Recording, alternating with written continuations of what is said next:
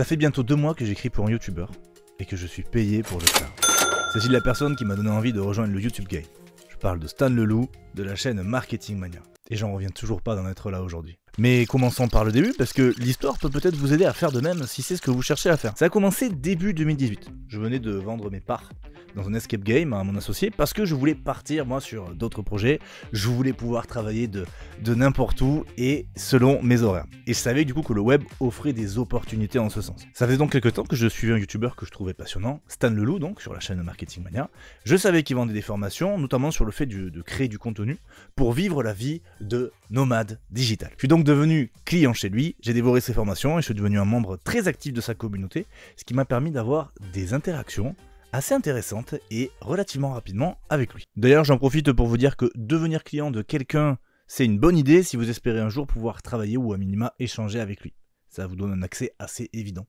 Cela dit, moi à cette époque, je cherchais pas du tout à travailler avec lui, je voulais juste pouvoir bénéficier de ses conseils parce qu'à ce moment-là, moi j'étais à fond dans mon délire d'entrepreneur. Et le gars me semblait évidemment assez pertinent là-dessus. Bref, je faisais donc partie de sa communauté, j'ai pu échanger avec lui. J'ai lancé ma chaîne YouTube dans la foulée avec l'idée à la base de bâtir une audience autour de mes compétences du moment, qui étaient en fait la vente et la prospection commerciale. J'ai fait quelques vidéos qui n'ont pas marché plus que ça au début, mais le truc c'est surtout que moi-même je les trouvais vraiment chiantes à mourir. Donc j'ai décidé de changer de style et de tester celui des vidéos de Marketing Mania. J'ai d'abord sorti une vidéo d'analyse sur la Coupe du Monde de foot, puis une autre sur les techniques de vente du film Glengarry Glen Ross. Ces vidéos ne sont pas des chefs-d'œuvre, mais elles utilisent les codes de Stan et proposent une certaine analyse qui se voulait assez recherchée, comme donc ce que faisait Stan. Comme je faisais partie de la communauté Marketing Mania, les Insiders, j'ai donc montré la vidéo dans la communauté, j'ai eu des retours et Stan a vu les vidéos également. Je m'attendais à quelques retours sympas, mais pas à ça. En fait, après avoir vu la deuxième vidéo, Stan m'a directement proposé de travailler avec lui sur sa prochaine vidéo. Autant vous dire que j'étais comme un fou. Parce qu'à cette époque, moi je n'osais même pas envisager que c'était possible de vivre de l'écriture et de l'imagination. Du coup, sa proposition elle me semblait tout simplement incroyable. Mais j'étais encore tellement dans l'idée de monter un business autonome que j'y suis allé un peu mollement. J'étais pas à 100% dédié au projet et ça s'est ressenti dans le script que j'ai produit. C'était pas de la merde, mais c'était clairement pas au niveau de Stan qui a dû reprendre à peu près tout ce que j'avais écrit. Franchement, il a été sympa, il a quand même mentionné mon nom dans la vidéo, mais franchement, je sais que j'ai quand même apporté assez peu de choses dessus. Expérience non concluante, du coup, dommage, mais c'était pas catastrophique, ni pour lui, ni pour moi. De son côté, lui, il continuait à faire ses vidéos tout seul et ça marchait très bien. Et moi, au final, j'ai continué ce que j'avais déjà prévu, c'est-à-dire faire grossir mon business de consulting. Et les choses ont continué comme ça jusqu'à début 2020, puisqu'après quelques mois un peu galères financièrement, j'ai redressé la barque et j'ai signé plusieurs clients qui ont redonné de l'air à mon business. C'était une super nouvelle, mais ça m'a juste servi à me rendre compte que j'en avais marre de bosser seul et de bosser dans le conseil commercial. Du coup, cette fois-ci, c'est moi qui ai recontacté Stan pour lui proposer mes services. Il n'avait pas besoin de moi dans l'immédiat, mais l'idée lui a quand même plu, donc on a discuté, et puis on a maintenu le contact, surtout dans les mois qui ont suivi. Donc quand il a lancé son nouveau projet, Schoolmaker, en novembre 2020, moi j'étais déjà au courant de beaucoup de choses de ce qui se passait, et surtout j'étais déjà en pole position en fait pour les recrutements. Et cerise sur le gâteau, j'ai eu l'appui final de Pierre, qui aidait déjà Stan sur la partie technique du projet. Pierre que je connaissais déjà bien, et du coup j'ai pu intégrer la boîte quelques jours seulement après le lancement de la bêta pour m'occuper du pôle succès client. On n'est pas encore sur l'écriture, mais vous allez comprendre, ça va venir. Je m'occupe donc des clients de Schoolmaker et franchement c'était trop bien, le projet était ambitieux, je travaillais à nouveau avec une équipe, mais en même temps je continuais à gérer mon temps, à travailler d'où je voulais, puis voilà, j'avais quand même mon activité de consulting à côté que je pouvais toujours gérer. Donc honnêtement, j'avais tout pour être heureux. Mais après quelques mois, un vieil ami est venu me rendre visite. L'ennui.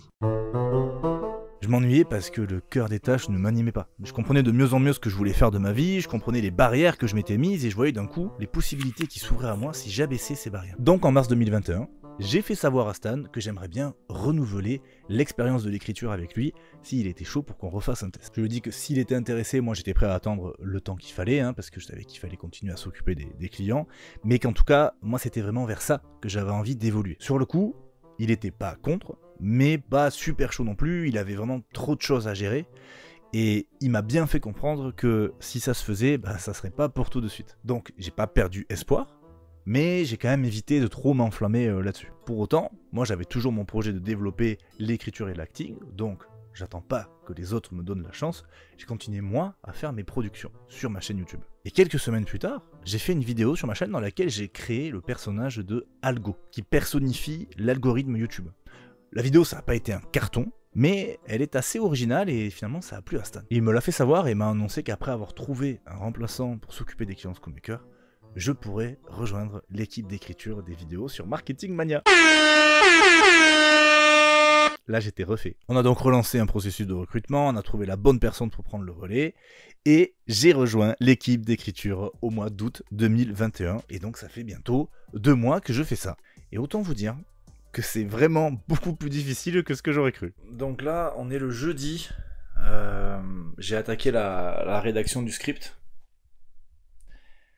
et je suis en PLS. Mais c'est passionnant, je creuse des sujets que j'aurais jamais creusé de ma propre initiative, j'améliore mes compétences d'écriture et je travaille avec 2 personnes, Stan et le premier co-auteur, que je trouve vraiment brillantes, quoi. Et puis franchement, quand j'ai décidé en 2021 de tourner la suite de ma carrière vers l'écriture, je croyais vraiment pas que ça irait si vite.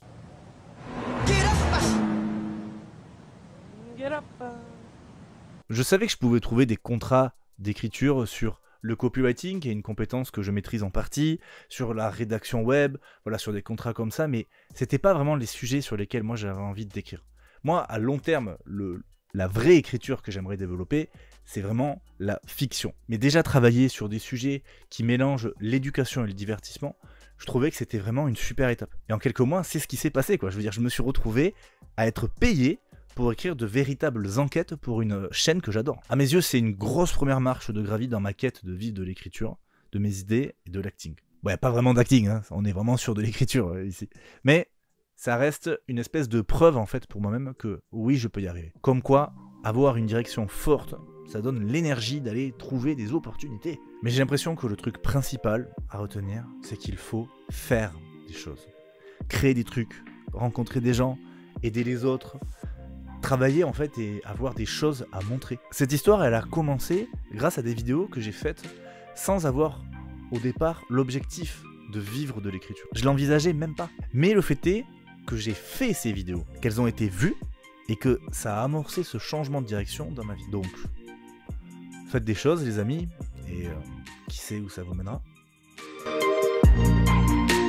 Mais surtout, je l'ai trouvé moi-même. Ah putain, dégage! Mais c'est pas possible, je suis toujours emmerdé par des insectes. C'est peut-être normal quand tu vis à la campagne, connard.